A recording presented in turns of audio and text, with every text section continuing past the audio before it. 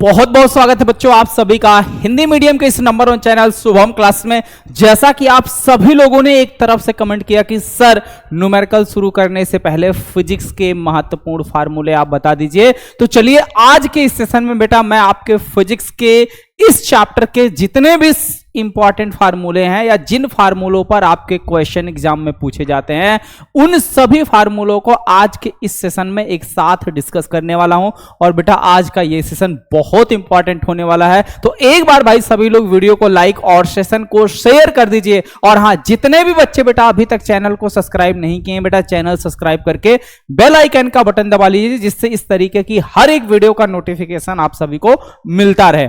और सबसे खास बात, वाकई में बेटा अगर आप एग्जाम में इस बार 2026 में बोर्ड में 95 प्लस या 90 प्लस का सपना लेकर चल रहे हो तो बेटा वीडियो को शुरू से लेकर लास्ट तक पूरा देखिएगा, क्योंकि न्यूमेरिकल फिजिक्स में एक ऐसा टॉपिक है जो आपके पूरे पेपर को हार्ड बना देता है। और अगर आप न्यूमेरिकल पर अपनी पकड़ मजबूत रखोगे तो फिजिक्स का पेपर आपको सबसे ज्यादा आसान लगेगा, इवन हिंदी से भी ज्यादा भाई आसान पेपर आपको लगेगा। तो इसीलिए भाई न्यूमेरिकल पर अभी से शुरुआत से ही फोकस बनाकर चलिए। और इसका सबसे सिंपल रास्ता यही है कि जो फार्मूले हैं वो आपको बिल्कुल क्लियर होने चाहिए। तो चलिए आइए करते हैं वीडियो की शुरुआत। और हां भाई, वीडियो शुरू करने से पहले आप सभी के लिए स्पेशल सरप्राइज है भाई।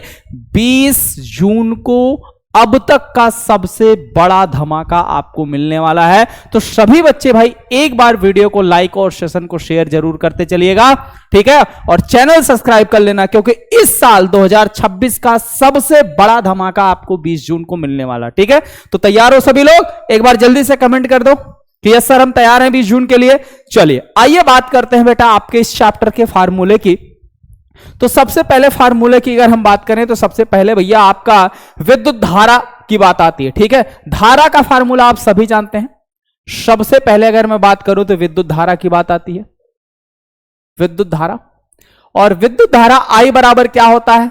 Q अपान में T, यानी आवेश प्रवाह की दर को हम क्या कहते हैं? धारा कहते हैं। अब यही चीज आपको कहीं इस तरीके से भी देखने को मिलेगा, dQ अपान dt भी मिलेगा, या यही सेम चीज आपको इस तरीके से भी मिल सकता है, डेल्टा Q अपान डेल्टा T, ठीक है। तो बिल्कुल भी कंफ्यूज नहीं होना, तीनों को तीनों सेम टू सेम एक ही है, मात्रक आपको पता है, ठीक है।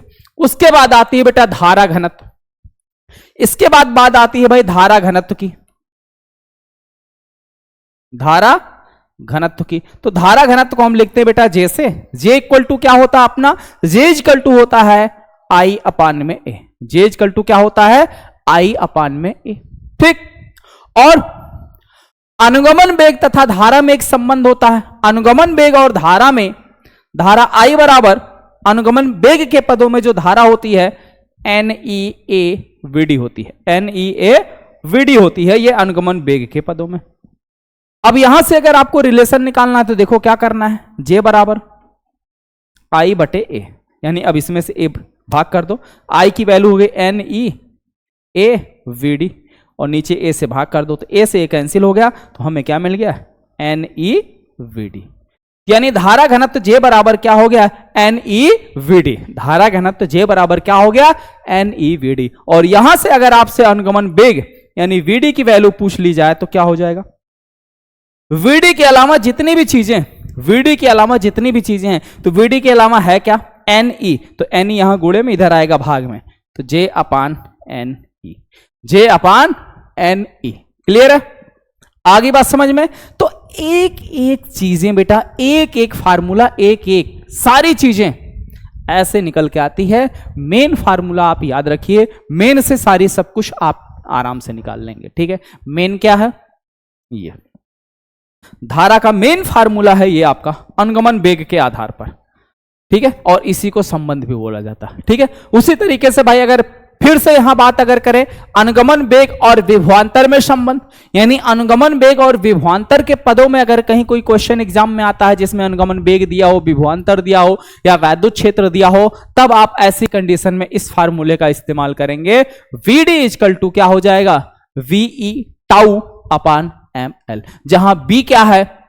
विभवांतर है, E क्या है? इलेक्ट्रॉन पर उपस्थित आवेश की मात्रा है, टाउ क्या है? श्रांतिकाल है, m क्या है इलेक्ट्रॉन का द्रव्यमान है, l क्या है चालक तार की लंबाई है, और b बटे l को हम बोलते हैं वैद्युत क्षेत्र की तीव्रता, यानी ये जो है ये आपकी वैद्युत क्षेत्र की तीव्रता यानी कि E हो गई। ठीक है, तो विभवांतर और तीव्रता दोनों के पदों में ये फार्मूला आपका आपके सामने क्लियर है।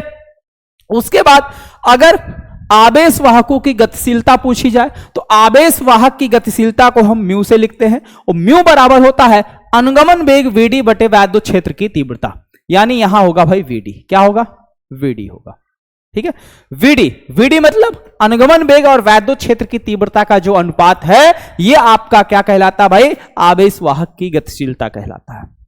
ठीक है, और Vd की अगर आपकी वैल्यू रखनी हो तो Vd की वैल्यू देखो क्या है, ई टाउ अपान एम है, ई टाउ अपान एम, ये फार्मूला क्लियर है भाई सभी का।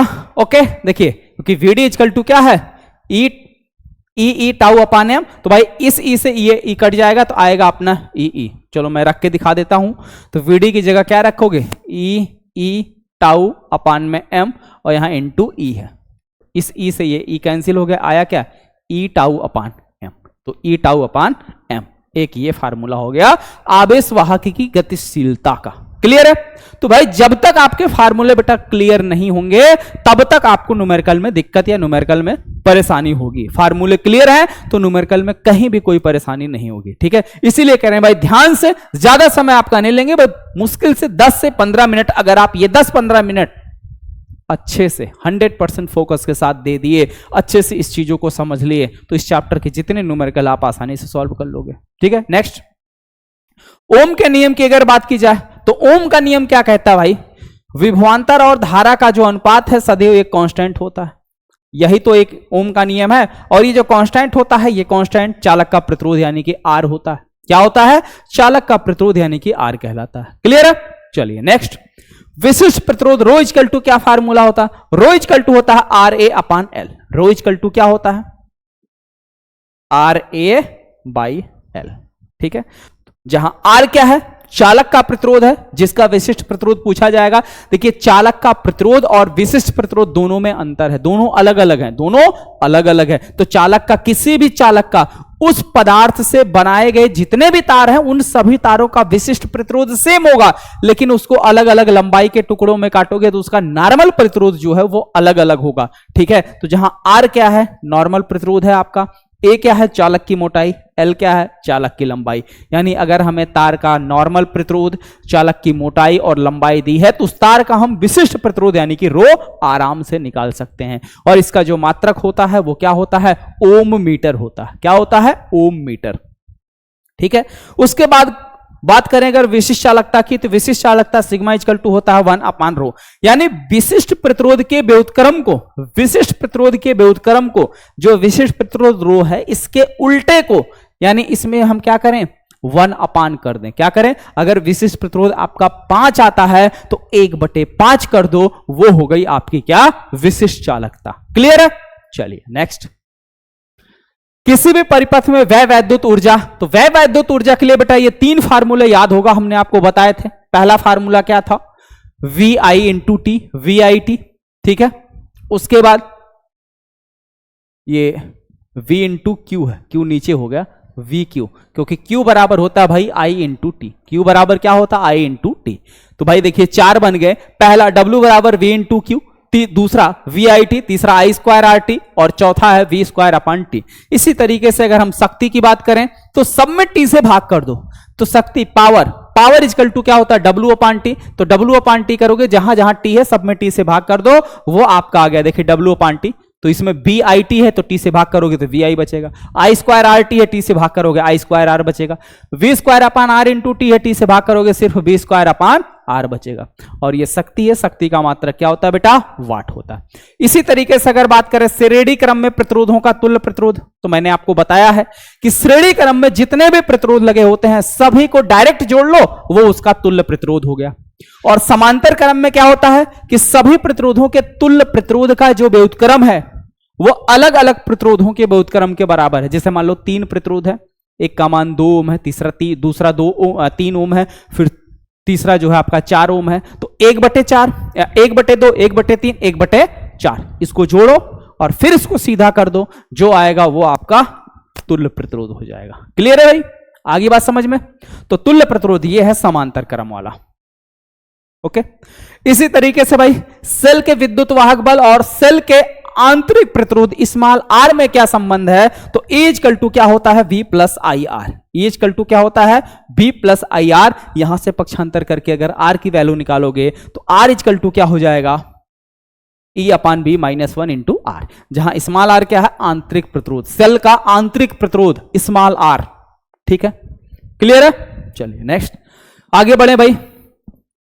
अगर हम किसी सेल को चार्ज कर रहे हैं, सेल को चार्ज कर रहे हैं, तो ऐसे कंडीशन में सेल के विद्युत वाहक बल जो होता है वो उसके टर्मिनल विभवांतर से कुछ कम होता है चार्जिंग के कंडीशन में। ठीक है, आगे बात समझ में।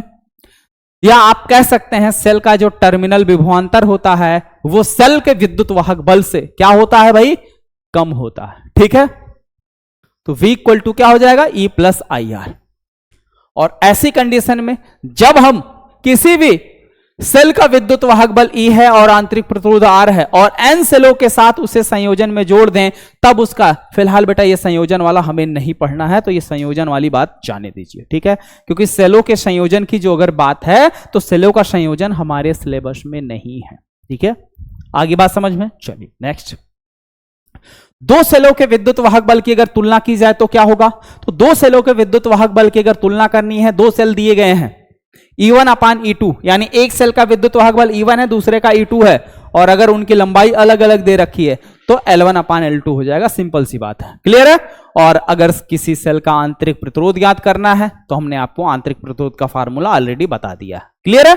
तो यह है आंतरिक प्रतिरोध का फार्मूला। बस इतने ही फार्मूले आपके इस चैप्टर में हैं। ये सभी फार्मूलों की पीडीएफ भाई आपके एप्लीकेशन पे आपको मिल जाएगा।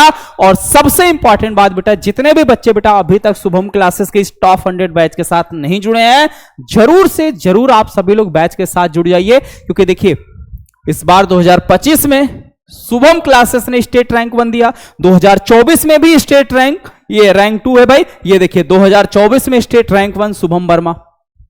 तो शुभम क्लासेस के टॉप 100 बैच से पढ़कर हर साल बच्चे स्टेट रैंक 1 ला रहे हैं, और इस बार भाई वो बारी आपकी है। और ऐसे ही भाई अगर आपको भी एग्जाम में मैक्सिमम अंक स्कोर करने 90 प्लस 96, ठीक है, तो आपके लिए ये सबसे सुनहरा और सबसे बेस्ट पूरे यूपी बोर्ड का number 1 powerful batch, top 100 batch, जिसके अंदर देखो बेटा आपको क्या क्या चीजें मिल रही है। सबसे पहले तो आप ये देखो कि सिस्टमेटिक तरीके से आपको हर एक सब्जेक्ट की बेटा लाइव क्लास, यानी यूट्यूब के अलावा अलग से एप्लीकेशन पे आपको लाइव क्लास मिल रही है। साथ ही साथ टॉपर्स नोट्स मिलता है, स्मार्ट क्लास नोट्स मिलता है, ठीक है, daily chapter wise important question answer आपको देखने को मिलते हैं, वन शॉट रिवीजन आपको कराए जाएंगे, उसके साथ प्रीवियस ईयर क्वेश्चन पेपर का सॉल्यूशन भी आपको मिलेगा, 5 से 10 सालों के प्रीवियस ईयर क्वेश्चन पेपर का solution, doubt class, special trick, A to Z पूरी तैयारी, और हर संडे बेटा आपका टेस्ट होगा।